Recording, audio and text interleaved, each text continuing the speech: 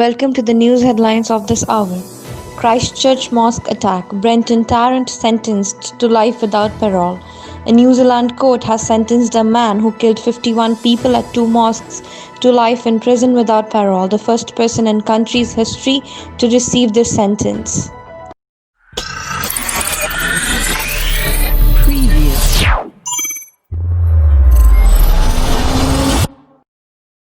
Hurricane Laura will cause unsurvivable storm surge. Hurricane Laura is expected to cause an unsurvivable storm surge, extreme winds and floods as it hits the US, the National Hurricane Center says. The Category 4 storm is approaching Texas and Louisiana with maximum sustained wind speeds of 150 miles per hour, which is 240 km per hour.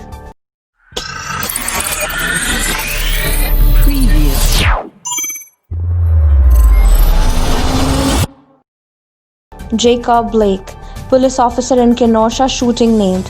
Wisconsin's Attorney General has named the officer who shot a black man on Sunday, sparking days of demonstrations.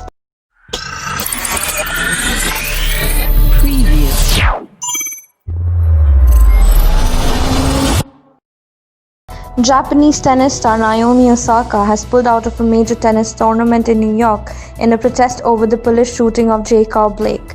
As a black woman, I feel as though there are much more important matters at hand that need immediate attention rather than watching me play tennis, Osaka wrote on Twitter.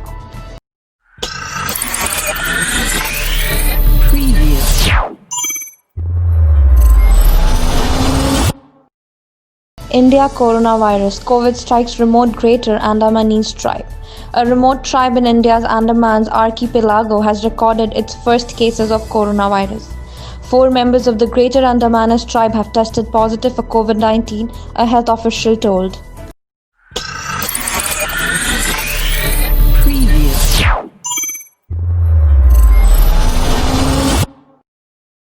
Trump challenges Biden to drug test before debate. US President Donald Trump has called for himself and Democratic challenger Joe Biden to submit to drug tests before their first debate next month. Mr. Trump told the Washington Examiner he had noticed a sudden improvement in Mr. Biden's performance in the Democratic TV debates.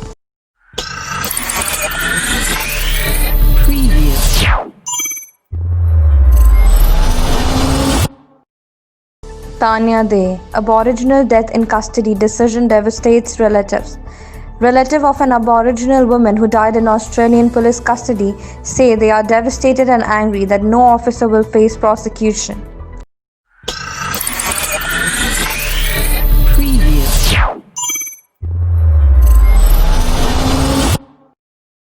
TikTok boss quits as Trump's ban looms.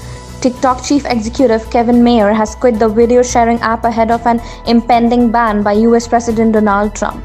The Chinese-owned firm has been accused of being a threat to US national security by the Trump administration.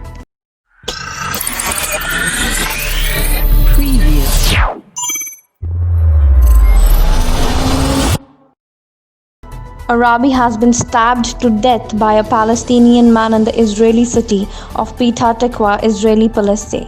Shahi Ohaon, a 39-year-old father of 4, was attacked at a road junction reportedly after getting off a bus from a religious college where he studied.